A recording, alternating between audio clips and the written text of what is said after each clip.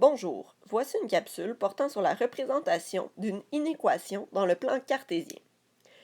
Une inéquation se représente dans le plan cartésien par un demi-plan délimité par une droite frontière. Lorsque nous voulons tracer une inéquation, nous devons tout d'abord réussir à tracer la droite frontière. Pour ce faire, nous avons deux options. Soit que nous construisons une table des valeurs pour trouver des points qui appartiennent à la droite frontière, ou nous utilisons l'ordonnée à l'origine et le taux de variation pour trouver différents points.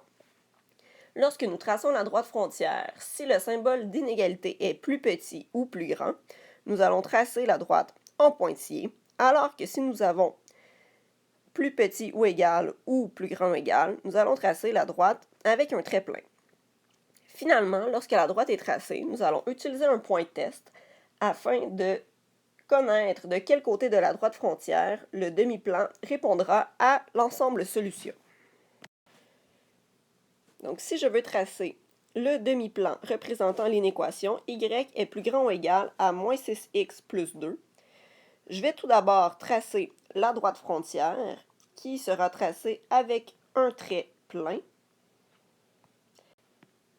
Nous connaissons l'ordonnée à l'origine qui est 2. Je sais donc que le point 0,2 fait partie de la solution. Puis, nous connaissons le taux de variation qui est moins 6. Et nous savons que le taux de variation est représenté par le déplacement des y sur le déplacement des x. Dans ce cas-ci, moins 6, on peut écrire moins 6 sur 1. Donc, pour chaque déplacement de 1 en x, nous descendrons de 6 verticalement. Et j'obtiens à ce moment un second point. Nous avons donc la droite frontière représentant l'inéquation que nous avons tracée par un trait plein puisque le symbole d'inégalité est plus grand ou égal. Maintenant, nous allons choisir un point dans le plan cartésien que nous allons appeler le point test. Ce point test ne doit jamais se retrouver sur la droite. Dans ce cas, je vais tenter 0, 0. Donc, je vais mettre le point 0, 0 dans l'inéquation et je vais vérifier si l'inéquation est vraie à ce moment. Donc, je remplace y et x par 0. À ce moment, on obtient 0 plus grand ou égal à 2. Donc, 0 n'est pas plus grand ou égal à 2. Donc, ici, c'est faux, ce qui signifie que le point 0, 0 ne se retrouve pas dans l'ensemble solution. Nous allons donc assurer le côté de la droite frontière où 0, 0 est exclu. Ainsi, la section que je viens de colorer en orange est le demi-plan représentant l'inéquation y est plus grand ou égal à moins 6x plus 2. Pour ce deuxième exemple, nous allons commencer en isolant la variable y. Donc, dans un premier temps, j'aurai moins 3y plus grand que moins 2x plus 4. Par la suite, je vais diviser par moins 3. Lorsque je divise par moins 3, je ne dois pas oublier que mon signe d'inégalité va changer de côté. Et j'aurai, à ce moment, y plus petit que 2 tiers x moins 4 tiers. Donc, je constate que le taux de variation ainsi que l'ordonnée à l'origine sont des tiers. Je vais à ce moment graduer mon plan cartésien en ayant pour chaque unité 3 cases afin de faciliter le placement des points à placer.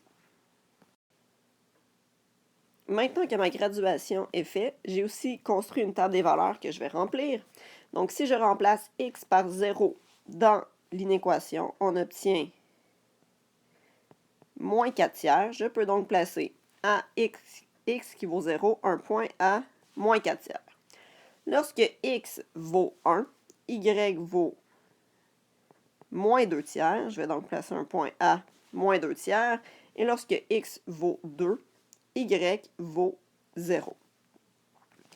Maintenant, comme le symbole d'inégalité n'a pas la partie égale, nous allons tracer notre droite frontière en pointillés.